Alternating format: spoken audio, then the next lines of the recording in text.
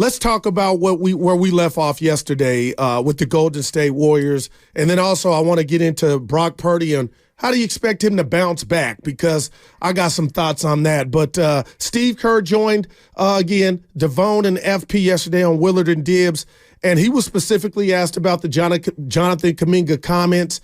And before I get to this, let me just tell you about my life real quick here, Jason. I got friends that grew up with, great friends to this day, high school, and one of my good friends, Philip Stark, has a little brother. Yeah. Who's my brother? His name is Pete Stark. He listens. We call him Squirt, about 4 years younger, 3 years younger. And he texted me yesterday, and he called me a troll, and it hurt.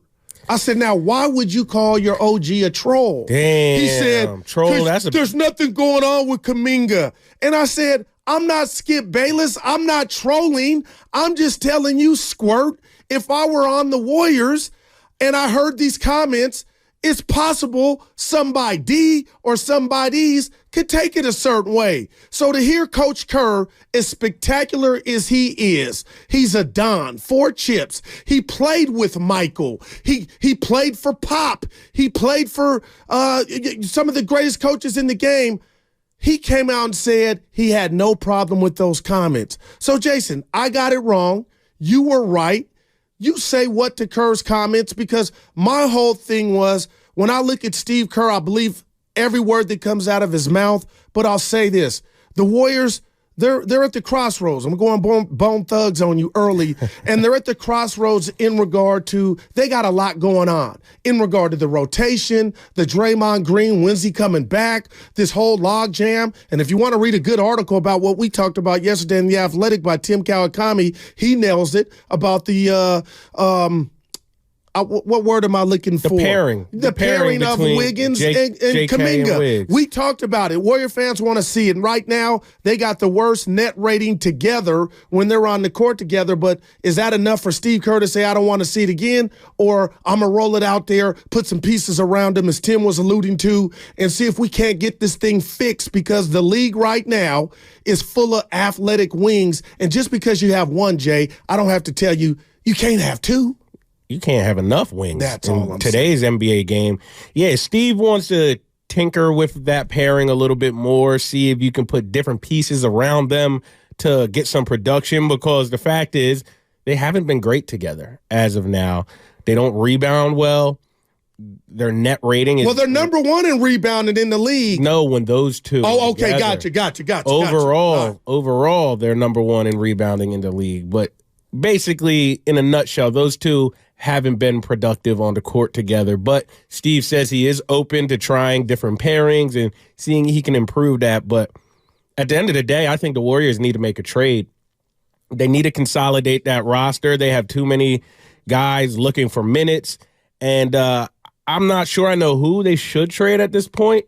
But look, Andrew Wiggins, could he be a valuable commodity on the market? Yeah, I'm sure he could. He has a pretty team-friendly contract. Okay. Now, it's not the greatest practice to have a guy take a little bit of a discount to sign with their team and then trade him less than a year later.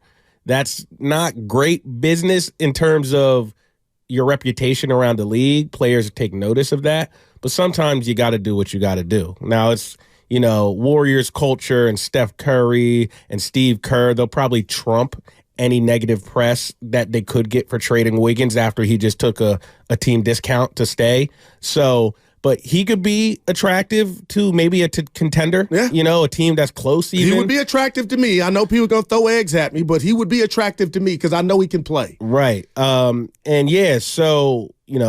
is Kuminga, a valuable trade asset? I think teams would love Kuminga. Now, me personally, if I'm Mike Dunleavy, I wouldn't want to trade Kuminga. He's one of your homegrown players. You drafted him. You want to kind of see that through and develop him and have him be on your squad. I think that means something, drafting a guy and developing him and letting him be a star in your program. So, me personally, I wouldn't have Kuminga on the trade block. So, really, you got Andrew Wiggins, who is, because, remember, if to get, you got to give. Oh, no doubt. So no doubt about it. You got to think from a standpoint, because I know our call lines are going to open up in the next 4 hours, and people are going to be like, well, trade this guy, and this guy for that guy. And it's like, no, it doesn't work that way. Nobody. To get something, you got to give up. No something. one wants to take your scraps, for lack of a better word, to get their star. So you got to look at who on the roster has trade value. In my opinion, that's Wiggins, Kuminga, Draymond Green, and Chris Paul. Those 4 guys. Now, I'm not saying trade all 4, obviously, but we have to be realistic. If you're going to make a trade, those are the 4 guys who could get you something of value. And, like, if you think of a Chris Paul and Andrew Wiggins package, do you think those 2 guys paired together are enough to get you back something that's going to really help you? Anunoby. I'm just throwing names. Siakam. Like, maybe it's the 3 for 1 where less is more. But I'm with you. I'm following you. And this makes that whole scenario to me, Jason. Again, I'm not running anybody out of town, but we're being real. The strength in numbers is they're going to make a trade good. Yeah, it's a pimple now when before it was cologne, Yeah. So now you got to do something. But let's hear from Coach Kerr, because I want to give him his flowers. This was his rebuttal to FP, and Devon asked him about JK's comments yesterday.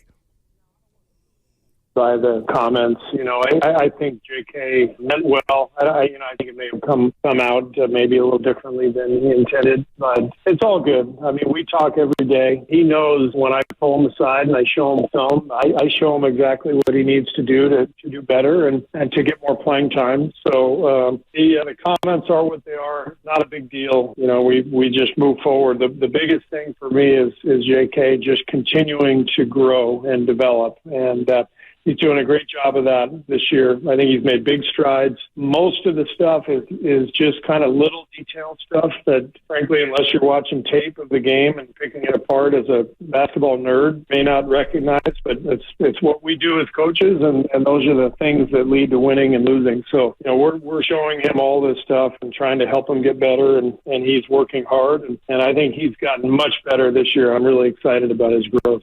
I mean, man. All right, Coach Kerr, I owe you an apology. That's why you are who you are.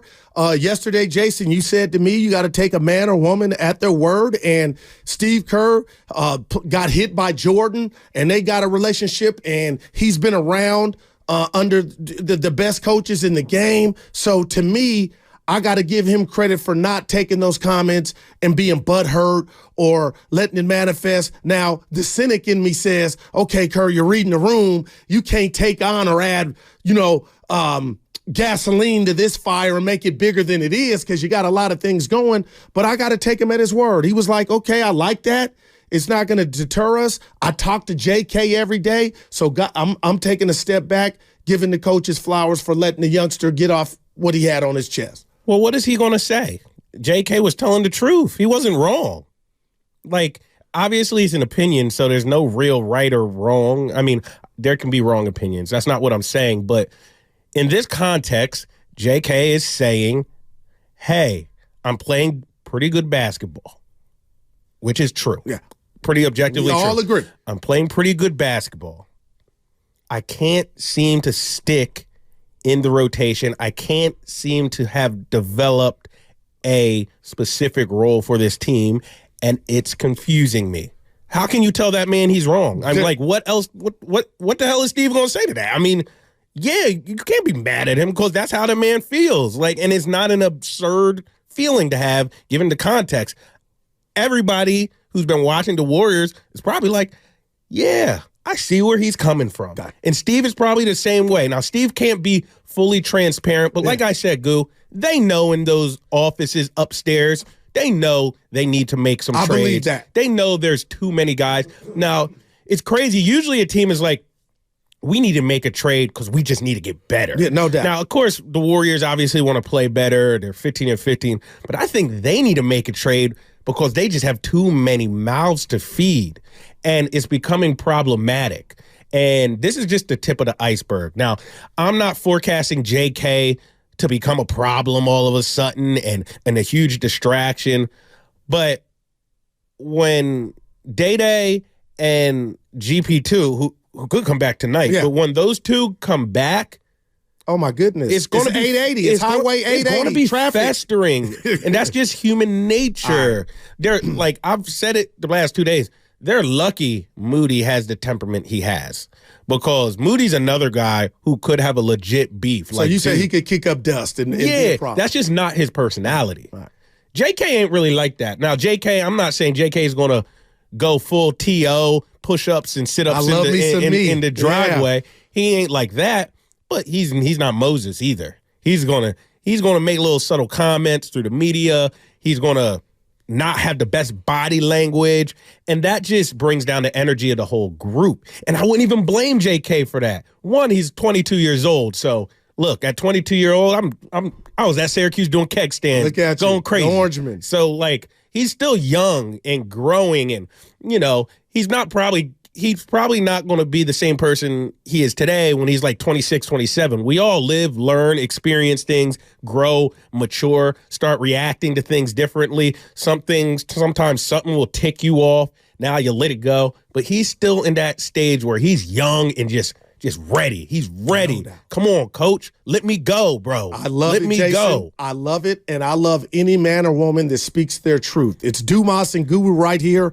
on 95.7 The Game. My last show of the new year. I want to know your New Year resolutions and what gift, what move, if you had one gift you could give each Bay Area team, what would it be? 888-957-9570. And I want to wrap up my stance on JK and the comments, Jason. It's not that it wasn't the truth. My whole thing was it was about it was about me. So I'm being that dude, and I've been this dude when the comments came, not after a win, not after practice. Hey, what's up? How you doing, Marcus? Let me holler. Hey, it kind of was, it was about him. And that's what had me perplexed about the timing of the comments. But Kerr didn't have a problem with it. They take on Miami tonight. They could go one game over 500. And again, we are going to see where this Warriors season leads us to. And you are right. And if I had $1 for every time we said this since we've been together since Tuesday, it used to be about strength in numbers. That was a positive. And right now, it seems like they got maybe a little too much of the same thing. But if I had one gift to give the Golden State Warriors right now, it would be that 2 or 3 for 1. If I could get an OG Anunoby, if that meant I had to package Chris Paul, Moody, or what have you, or Wiggins, like I'm ready for that. I'm ready to condense the options to where we got, 12 deep, and maybe sometimes you make the wrong substitutions or you're so worried about meat on the bone. Man, I put Guru in, and maybe I should have stayed with Dumas. Maybe you can go get you a guy that can ball, and maybe you alleviate that problem with the 2 or 3 for 1. Yeah, absolutely. They just need there's a clog right now. There's a clog. They have a bunch of good players, a bunch of good players who all are deserving of minutes and all feel like they should be getting minutes. And it's one of those things where it's like, less is more. Oh. Less is more. So I think that 2 for 1, 3 for 1 thing, now it's like, look, Steve seems to love Chris Paul. And Chris Paul has not been bad at all. I get it. He's been pretty I hated good on him, the move, Jay, but I get it. But it's like, if you're trying, like we said, you got to give to get. And Chris Paul could be attractive on the market, especially to teams that feel like they're close, feel like they need a veteran presence. And same with Draymond, honestly, but I'm not sure the Warriors are willing to go that far and trade Draymond. A lot of things come with trading Draymond. It's not just the breakup of the big three, the sentimental, all that stuff. It's not just black and white when you trade Draymond. And Curry don't want to trade Dray. Nah, I think we already know that. And I'm not even advocating for a Draymond trade. Mm-hmm. I'm just thinking it hasn't helped that Wiggins hasn't been that good this year, although he has been playing better. He's trending up. But the starting lineup hasn't been that good if we put the rat on the table. Brought to by Hatco. It hasn't. That's what's interesting about this Warriors season. Those are facts, John. Well, thank you. I love it. Their depth has been their strength when it comes to their bench. The bench has been great. How many times have you seen the Warriors? A lot. Yeah, a lot, Jason. Have you seen the Warriors bench just erase a deficit when they come in? Like, wow. It happened in Denver on Christmas. And that was like the 10th time this happened this year. Denver was up like 9 points. The second units come in, and all of a sudden, by the time the starters get back in, it's like a tie game. So some of that depth has helped them this year. But once we get closer to the playoffs, man, you're not playing 12 people in the playoffs. No doubt about it. What did you say yesterday? The playoff rotations two different seasons. They're two different seasons. That's why I also don't want people to get caught up. Yeah, the Warriors are 5-1 without Draymond Green since his suspension, and they look a little good. And I've been seeing people say, trade Draymond. That could be fool's gold, man, because the regular season is just a marathon. The sprint is the playoffs. And what Draymond brings is extremely valuable in the playoffs. Yeah, you might see the 5-1 record without Draymond right now, but let's get to April and there's no Draymond. I'm asking you this, Jason. Does that mean less Kuminga?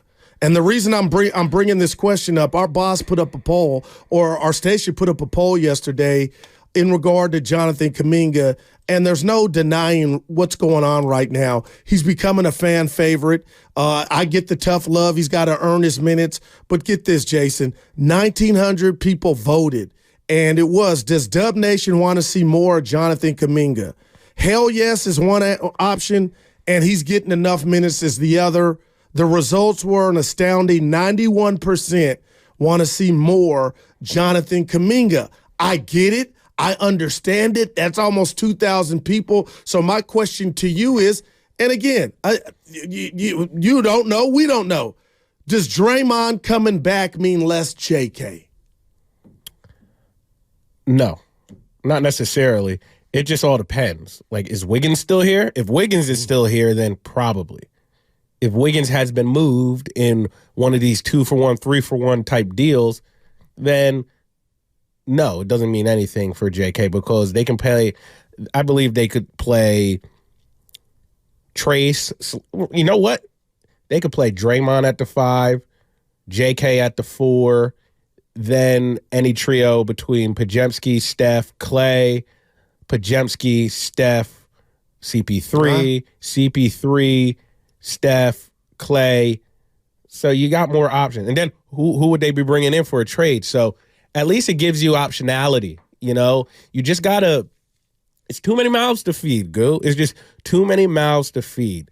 Now, like you said, like, I'm not trying to pack someone's bag and get them out of here, but we just got to be realistic. We got to be realistic about who could possibly yield them a nice return. And that's what I believe Cal Conley was aiming for only in that article. Four guys. Draymond, Chris Paul, Wiggins, Andrew Wiggins, and Jonathan Kuminga. Mm-hmm. Those are the only 4 guys who could get them anything, really. And that's all relatively speaking because they ain't trading Podziemski. They ain't trading Trace Jackson Davis. They ain't trading Steph Curry. Duh. Yeah. They're not going to trade Clay. Well, I got you. So you just got to be honest with yourself. Moody, they could trade him, but what are you going to get from Moody? Yeah. Not, you know, like, he was playing so well before the emergence. He is good, man. He is good. Like, I ain't saying he's an all-star. Steiny and I fight all the time, but I think Steiny's come around to where when Moody's had, opportunities, kind of taking advantage of it, and now I watch him, and he's not mad, but you could kind of feel like other guys have emerged. Jackson Davis, Podziemski starting, and you could kind of see too short. He had that saying, get in where you fit in. And you kind of could see Moody just like, I was the shining star, and not that he's playing bad, Jay, just like he feels his opportunities decreasing. Is Steiny a curmudgeon? Yeah, I would say so. That's like my one. Guy. Yeah. He sounds like one, by the way you're Reading, describing Pennsylvania. him. Yeah. Moody can play. He just doesn't, there's no pathway for minutes. And here's another, I don't think they would trade GP2 either. I just don't. I'm worried about his health. I love GP2 and what he brings, but he's got some Red Cross on the Carfax report. You know what I mean? And we'll see how he comes back from this injury. He is very much injury prone. He is. That's why they got him back. I mean, We're able to get him back. They got him back, and he wasn't ready. The Blazers, Blazers did him dirty. His whole entire core was messed up. So it'll be interesting, but I think he's another guy who wouldn't get traded. I think there's 4 realistic guys. So is that the gift you're giving the Warriors? What? The trade pack, any type of trade, the trade package is to give Jason Dumas, some P&B on YouTube chat said I'm getting your name wrong. I think I'm nailing it. Jason Dumas. Oh, the YouTube chat? Yeah. They're saying P&B said, Guru, you still getting Jason's name wrong. It's Dumas. Yeah. What I tell people, just D-O. Okay. And then more in Spanish, Mas. Okay, gotcha. Mas. Okay, I'm going to leave that up. Dumas. Dumas. Yeah, no Mas like Roberto Duran. Yeah, but Dumas. Dumas. So is that the package you give the gift you would give the Warriors? Yeah, so I don't want to, look, I cover this team pretty closely. I'm around these guys pretty often. Blue? So I'm not advocating, hey, trade this guy. But I'm just being realistic and objective. There's 4 guys who you could realistically package in some shape or form, whether it's together, mix and match 2, 3 of those guys. And those are the guys who could get you something. I don't know what it is out there. Everybody says Siakam, OG Anunoby. Oh, those are dreams for me. But those guys have been on the trade block for like 3 years. And they're Toronto believe is going. It when they I watched them. They're going nowhere. They won a game, but I'm like, why are you guys not better? Yeah. What'd you say? You'll believe it when you see it? I'll believe it when they trade them. The guys have been on the trade block forever. Now, someone who's interesting, who apparently could be dealt, but I don't know how he would fit because he's another small guard who doesn't guard that much. But where you going? I could see him getting dealt. I don't know if it's a fit for the Warriors at all. Small guard. They don't need any more small guards. Donovan Mitchell. Oh, man, come on. I would drive to SFO or Oakland Airport. He's super talented. No, there's no doubt about it. But I'll tell you what.